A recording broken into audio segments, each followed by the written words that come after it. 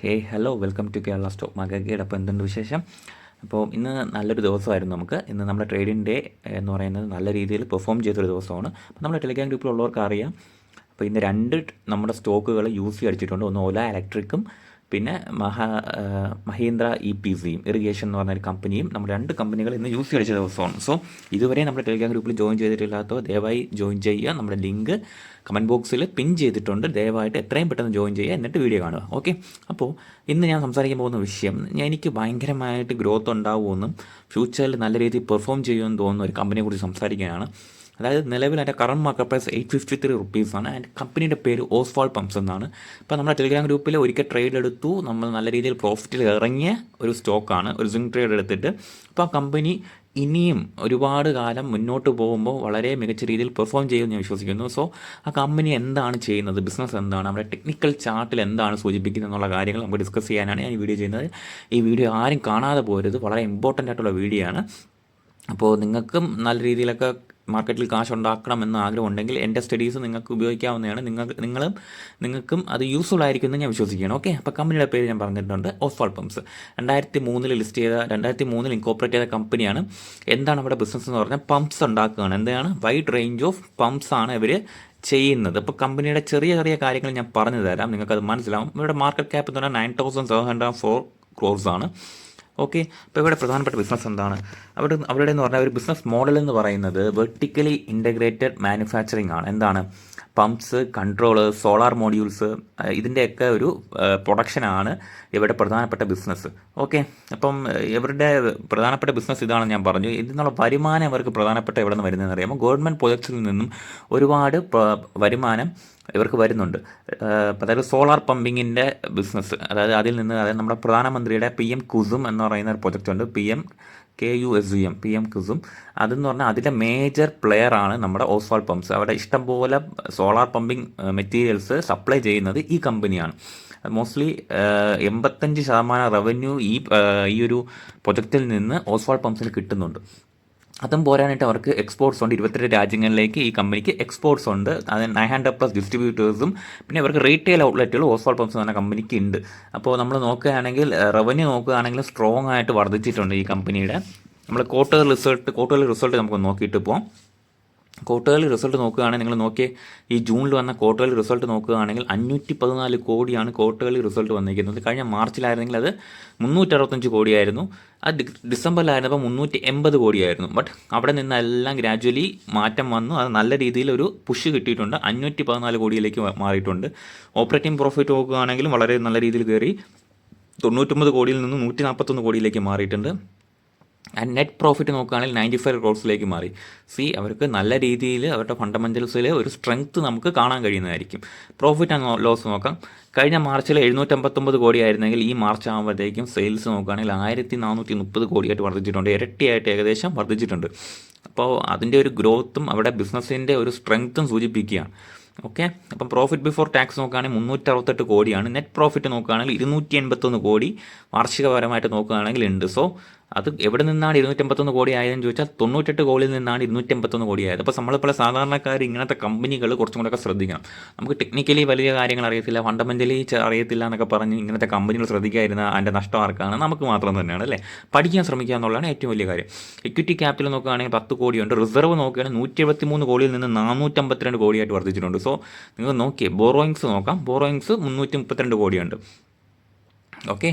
പിന്നെ fixed assets എന്ന് പറയുന്നത് 135 കോടിയുണ്ട്. വേറെ നമുക്ക് പ്രത്യേകം ശ്രദ്ധിക്കേണ്ട കാര്യമാണ് cash from operating activity -151 crores ആണ്. പിന്നെ നമുക്ക് പ്രത്യേകം ശ്രദ്ധിക്കേണ്ട കാര്യം ഡെപ്റ്റർ ഡേയ്സ് 160 days ആണ്. അതൊരു കൺസേൺ ആണ്, 160 days എന്ന് പറയുന്നത്. ഓക്കെ. അത് ഇഷ്യൂ ഇല്ല, നമുക്ക് 100% പെർഫെക്റ്റ് കമ്പനികളൊന്നും കിട്ടാനൊന്നും പോകുന്നില്ല. ഓക്കെ.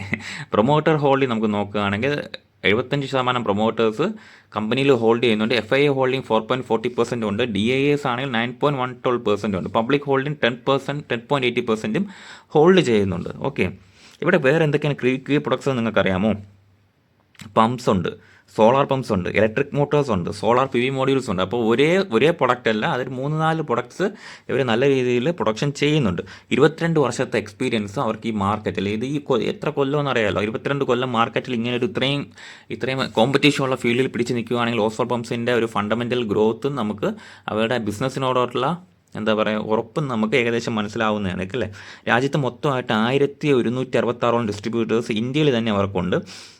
എൻ്റെ PM കുസും പ്രൊജക്റ്റിൻ്റെ പേരിലാണെങ്കിൽ അവർ മോസ്റ്റ്ലി ഒരു 48,900+ സോളാർ പമ്പിംഗ് സിസ്റ്റംസ് ഗവൺമെൻറ്റിന് തന്നെ കൊടുത്തിട്ടുണ്ട്. ഇവിടെ പ്രധാനപ്പെട്ട ഇവരുടെ പമ്പിംഗ് സിസ്റ്റത്തിൻ്റെ സെയിലെല്ലാം ഹരിയാനയിലും മഹാരാഷ്ട്രയിലും എല്ലായിട്ടൊക്കെ നടന്നിട്ടുണ്ട്.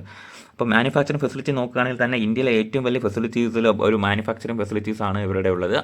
570 മെഗാവോൾട്ട് സോളാർ മോഡ്യൂൾ കപ്പാസിറ്റിയും ISO സർട്ടിഫിക്കേഷൻ അടക്കം എല്ലാം ഉള്ള ഒരു കമ്പനിയാണ് ഓസ്വാൾ പമ്പ്സ് എന്ന് പറയുന്നത്. അപ്പോൾ നമ്മൾ ഇതിൻ്റെ ഫണ്ടമെൻറ്റൽസ് ലൈറ്റ്ലി ഞാൻ പറഞ്ഞു തന്നെയാണ് എന്താണ് കമ്പനി നിങ്ങൾ മനസ്സിലാക്കാനായിട്ട്. നമുക്ക് ഇതിൻ്റെ ടെക്നിക്കൽ ചാർട്ടിലേക്ക് കൂടെ പോകാം. എന്നിട്ട് നമുക്ക് എത്ര വരെയൊക്കെ ഞാൻ ഇതിൽ പ്രതീക്ഷിക്കുന്നുണ്ടെന്നുള്ള കാര്യം ഞാൻ നിങ്ങൾക്ക് വ്യക്തമാക്കി തരാം. സോ നമുക്ക് ടെക്നിക്കൽ ചാർട്ടിലേക്ക് പോകാം. ഓക്കെ, അപ്പോൾ നമുക്ക് ടെക്നിക്കൽ ചാർട്ടിലേക്ക് ഓസ്വാൾ പമ്പ്സിൻ്റെ പോകാം. നിങ്ങൾ നോക്കുകയാണെങ്കിൽ ഞാൻ ഇവിടെ മാർക്ക് ചെയ്തിട്ടുണ്ട്. എന്താണ് സ്ട്രോങ് ഡിമാൻഡ് ഏരിയ ഞാൻ 680 to 700 മാർക്ക് ചെയ്തതാണ്. ഇത് ഞാൻ കുറേ ദിവസം മുന്നേ മാർക്ക് ചെയ്ത് വെച്ചിരുന്നത് നമ്മളെ ട്രേഡ് എടുക്കാൻ നേരത്ത് നമ്മുടെ പ്രീമിയം ഗ്രൂപ്പിന് വേണ്ടിയിട്ട് ആഡ് ചെയ്ത് വെച്ചിരുന്ന ഒരു പോയിൻ്റാണ്.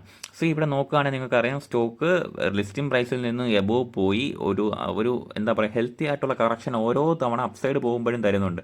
ചുമ്മാ ഒരു അപ്സൈഡ് അല്ല, ഓരോ തവണയും കറക്ഷൻ എന്നുള്ള കാര്യമുണ്ട്. ഒരു അപ്സൈഡ് ഒരു ഹയർ ഹൈ തരുന്നുണ്ട്, ഒരു ലോ തരുന്നുണ്ട്, ഒരു ഹയർ ഹൈ തരുന്നുണ്ട്, ഒരു കൺസോൾട്ടേഷൻ ഉണ്ട്. ആ കൺസോൾട്ടേഷൻ ബ്രേക്ക് ചെയ്യുന്നുണ്ട്. ഒരു സ്റ്റോക്ക് ഒരു ഹെൽത്തിയായ സ്റ്റോക്ക് എങ്ങനെ പോകണോ അതുപോലെയാണ് ഓസ്വാൾ പമ്പ്സ് പോകുന്നത്.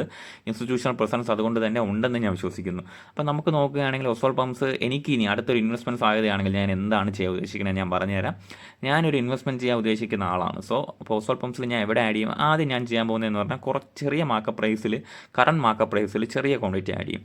അടുത്ത് ഞാൻ ചെയ്യാൻ പോകുന്നതെന്ന് പറഞ്ഞാൽ 2 സോൺസിലായിരിക്കും ഞാൻ ഓസ്വാൾ പമ്പ്സ് വന്നാൽ ആഡ് ചെയ്യാൻ ആഗ്രഹിക്കുന്നത്. ഒന്ന് വീണ്ടും ഒരു 790 റേഞ്ചിലേക്ക് വന്നാൽ മേ ബി ഈ ഒരു റേഞ്ചിലേക്ക് വന്നാൽ കുറച്ച് ക്വാണ്ടിറ്റി ഞാൻ ആഡ് ചെയ്യാൻ ശ്രമിക്കും. ആൻഡ് വീണ്ടും ഓസ്വാൾ പമ്പ്സിൽ ഒരു ബൈയിങ് ഓപ്പർച്യൂണിറ്റി വന്നാൽ ഞാൻ എന്താ ചെയ്യണമെന്ന് പറഞ്ഞാൽ ഈ ഒരു റേഞ്ചാണ് 681 റേഞ്ചിലേക്ക് വന്നാലും ഒരു ബൈയിങ് സാധ്യത ഉണ്ടെങ്കിൽ ഞാൻ ആ സമയത്തും കുറച്ച് ആഡ് ചെയ്യാൻ ശ്രമിക്കും. ഞാൻ ഉടനെ കയറി ഒരു സ്റ്റോക്ക് ഡൗൺ സൈഡ് വരുമ്പോൾ ഞാൻ ഉടനെ കയറി വാങ്ങുകയല്ല ചെയ്യുന്നത്. ഞാൻ അവിടെ എന്താ നോക്കുന്നത്, വീണ്ടും ആ ബൈയിങ് വാലിഡ് ആണോ എന്ന് നോക്കും. അവിടെ ബയേഴ്സിൻ്റെ പ്രസൻസ് ഉണ്ടോ എന്ന് നോക്കും. അതാണ് ഞാൻ ചെയ്യുന്ന കാര്യം. ഇപ്പം നോക്കുകയാണെങ്കിൽ ഓസ്വാൾ പമ്പ്സിൽ നല്ലൊരു ബൈയിങ് പ്രഷർ കാണുന്നുണ്ട്. ഒരു ഏരിയ ബ്രേക്ക് ചെയ്ത് ആൻഡ് ആ ഏരിയയിൽ വന്ന് റീടെസ്റ്റ് ചെയ്ത് മാർക്കറ്റ് പോവുകയാണ്. അതാണ് ഞാൻ പറയുന്നത്. അപ്പോൾ എനിക്ക് വീണ്ടും ഒരു ഓപ്പർച്യൂണിറ്റി കിട്ടാൻ ചിലപ്പോൾ താമസിക്കും. സോ അതുകൊണ്ടാണ് ഞാൻ കുറച്ച് ഷെയർസ് ഞാൻ കറണ്ട് മാർക്കറ്റ് പ്രൈസിൽ വാങ്ങുമെന്ന് ഉദ്ദേശിക്കുന്നത്. എൻ്റെ ടാർഗറ്റ് ഞാൻ ഉദ്ദേശിക്കുന്നത് 852 റേഞ്ചിലാണ് ഇപ്പോൾ സ്റ്റോക്ക് നിൽക്കുന്നത്. എന്തായാലും ഫസ്റ്റ് ടാർഗറ്റ് എന്തായാലും 1000 റേഞ്ചിലേക്ക് പോകുമെന്നാണ് ഞാൻ വിശ്വസിക്കുന്നത്. ഇത് എൻ്റെ ടോട്ടലി എൻ്റെ സ്റ്റഡീസ് മാത്രമാണ്. നിങ്ങൾക്ക് ഇതിൽ എതിരഭിപ്രായം ഉണ്ടാവാം. സോ അത് നിങ്ങളുടെ ഇഷ്ടമാണ്. ഒരു സ്റ്റോക്ക് പഠിക്കുന്നതും വേണ്ടാന്ന് വെക്കുന്നതൊക്കെ നിങ്ങളുടെ ഇഷ്ടമാണ്. അപ്പോൾ ഇത് എൻ്റെ മാത്രം സ്റ്റഡീസാണ്. ഞാൻ എന്താണ് ചെയ്യാൻ ഉദ്ദേശിക്കുന്നുള്ള കാര്യമാണ് ഞാൻ പറയുന്നത്. ഫസ്റ്റ് ടാർഗറ്റ് ഞാൻ 1000 പ്രതീക്ഷിക്കുന്നുണ്ട്. ആൻഡ് ഈ സ്റ്റോക്ക് ഞാൻ കുറച്ച് കാലം ഒരു 4-5 വർഷത്തേക്ക് അല്ലെങ്കിൽ 10 കൊല്ലത്തേക്കാണെങ്കിലും ഞാൻ വാങ്ങാൻ ഒരു ഗട്ട്സ് കാണിക്കുമെന്ന് പറയാൻ ആഗ്രഹിക്കുകയാണ്. ആൻഡ് ഞാൻ എവിടെയൊക്കെ ഈ സ്റ്റോക്ക് വിൽക്കാൻ ശ്രമിക്കുമെന്ന് ചോദിച്ചാൽ ഞാൻ ഒരു 1000 ഞാൻ ഈ സ്റ്റോക്കിന് അപ്പർ പോകുമെന്നാണ് ഞാൻ വിശ്വസിക്കുന്നത് ഫ്യൂച്ചറിൽ. സോ ഞാൻ 1600-2000 റേഞ്ചിലോട്ടൊക്കെ ഈ സ്റ്റോക്ക് ഫ്യൂച്ചറിൽ എത്തുമെന്ന് ഞാൻ വിശ്വസിക്കുന്നു. സോ ഞാൻ ആ റേഞ്ചിലോട്ടൊക്കെ ഒരു ഇൻവെസ്റ്റ്മെൻറ്റ് ഹോൾഡ് ചെയ്യാൻ ശ്രമിക്കുക. ഞാൻ ചെറിയ ക്വാണ്ടിറ്റി ആദ്യം ആഡ് ചെയ്യും, പിന്നെ ഡിപ്സിൽ വാങ്ങാനായിരിക്കും ഞാൻ ആഗ്രഹിക്കുന്നത്. മെയിൻലി കാര്യം എന്ന് പറഞ്ഞാൽ ഞാൻ ചുമ്മാ ചാടിക്കയറി വാങ്ങുക എന്നുള്ളതല്ല എൻ്റെ പോളിസി. ഞാൻ വെയിറ്റ് ചെയ്യും. ഈ ഒരു 788 റേഞ്ചിൽ വന്നാൽ ഒരു ക്വാണ്ടിറ്റി വീണ്ടും ആഡ് ചെയ്യും. ആൻഡ് സ്ട്രോങ് ഡിമാൻഡ് ഏരിയ ആയിട്ട് ഞാൻ കാണുന്നത് 680 റേഞ്ചാണ്. ആ റേഞ്ചിലോട്ട് വന്നാലും ഞാൻ കുറച്ച് ക്വാണ്ടിറ്റി ആഡ് ചെയ്യും. എപ്പോൾ ആഡ് ചെയ്യും? ആ ഏരിയയിൽ വന്ന ശേഷം മാർക്കറ്റ് അപ്സൈഡ് പോവുകയാണെന്ന് ഞാൻ ഉറപ്പ് വരുത്തിയാൽ ഞാൻ ആഡ് ചെയ്യും. ഇതാണ് എൻ്റെ ഒരു ട്രേഡിംഗ് സ്ട്രാറ്റജി. അപ്പോൾ ഇത് നിങ്ങളാരും ഫോളോ ചെയ്യണമെന്നല്ല ഞാൻ പറയുന്നത്. നിങ്ങൾക്ക് നിങ്ങളുടേതായ ട്രേഡിംഗ് രീതി കാണാം. ഞാൻ എൻ്റെ പ്ലാൻ ഓഫ് ആക്ഷനാണ് പറഞ്ഞത്. ഈ സ്റ്റോക്കിൽ ഞാൻ എന്ത് ചെയ്യും എന്നാണ്.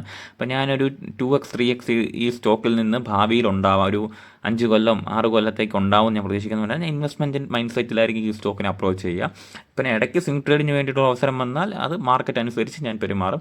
വേറെ രീതിയിൽ ഞാൻ ട്രേഡ് ചെയ്യും. ഇത് ഇൻവെസ്റ്റ്മെൻറ്റ് പർപ്പസിന് വേണ്ടിയിട്ട് ഞാൻ എന്താ ചെയ്യാൻ ഉദ്ദേശിക്കുന്നുള്ള കാര്യമാണ് പറഞ്ഞത്. സോ ഈ വീഡിയോ ഹെൽപ്ഫുൾ ആയെന്ന് വിശ്വസിക്കുകയാണ്. ഞാൻ ഒരു കാര്യം വീണ്ടും ഓർപ്പിക്കുകയാണ്.